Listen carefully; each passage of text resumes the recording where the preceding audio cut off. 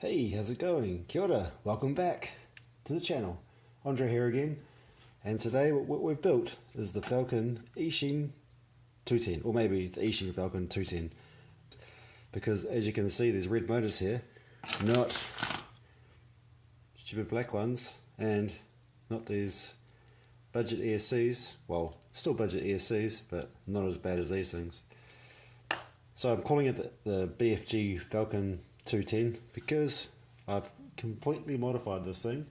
Originally I brought this as an almost ready to fly kit. All we had to do was add a camera, a VTX, a receiver, and they said, away you go, have fun. That didn't turn out like that. So what I've had to do is negotiate with Banggood, who've done a really great job in saying that, and I've essentially brought new motors, new ESCs, and I've made something that's, well, it's acceptable. It's alright. It's not going to blow your socks off, but hey, it's a 4-inch on essentially a 5-inch frame if you know what a Falcon 210 is. So, let's start. Let's go from the outside, work our way in, and let's talk about what I've put in here. So on the outside, I've replaced these MT2204 2300 kV motors that came with it, and I've put on these Racerstar 2205 2600 kV. So these aren't the S, these are just the standard. I probably can't see that, but these are just the standard BR2205, so the original ones, the cheap ones that are on the internet around at the moment. And I've gone for a 2600 kV because unfortunately I'm swinging these little babies.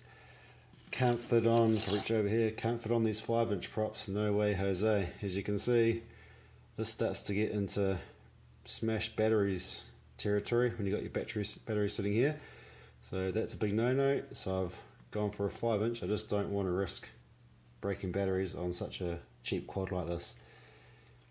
So those are our motors, the ESCs. What we've got here is we've got a ZTW, I think it's the Polaris range, it's a 25 amp ESC, and those are okay. They don't have dampened light, which would have been quite nice.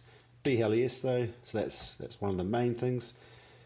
Yeah, so they're not too bad. They can move these motors pretty good. And other than that, got a pretty cheap VTX here that I've picked up.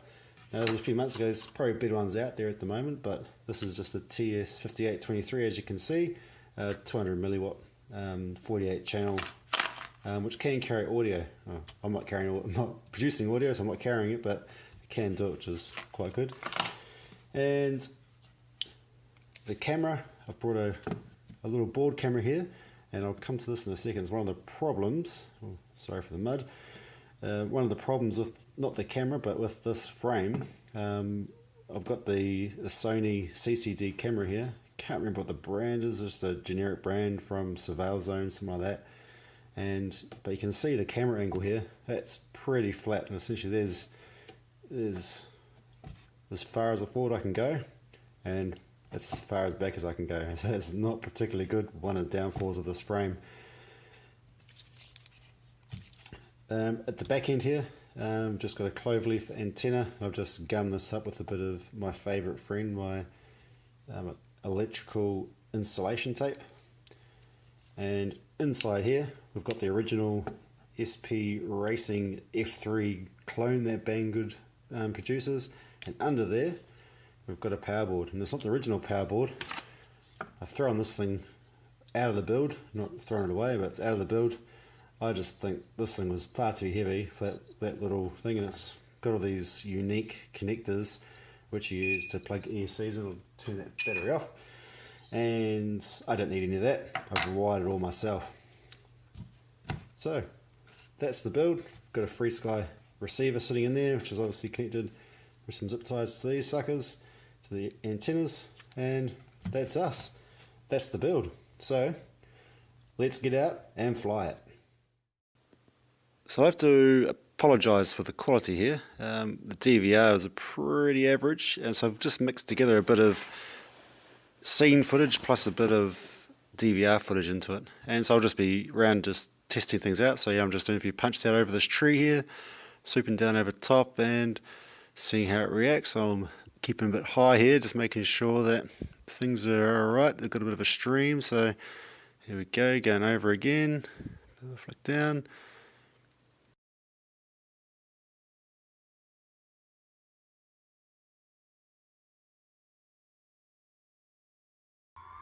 A bit of a punch, so it's got a little bit of speed. Obviously it's quite a heavy 4-inch, so it's not going to be the fastest thing in the world.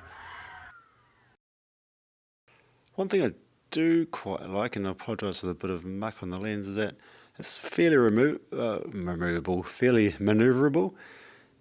Can give it a bit of a turn and it moves around alright, and it's fairly stable. I have tuned the PIDs a little bit, but nothing too major. It's fairly sharp, it's quite easy to handle. It doesn't feel overly heavy considering the weight of it, but as we zip around here you can see it turns it alright, and again, just missed the tree. I love my trees.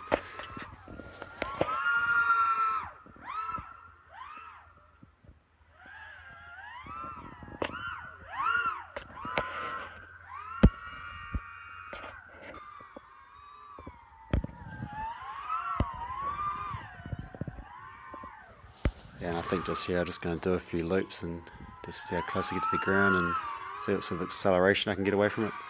And yeah, it's not too bad. It's not going to blow anyone's socks off, but hey, it's a good little bit of fun, and it's quite good to practice a few tricks on. Because it's so cheap, it doesn't really matter if you stack it and crash it.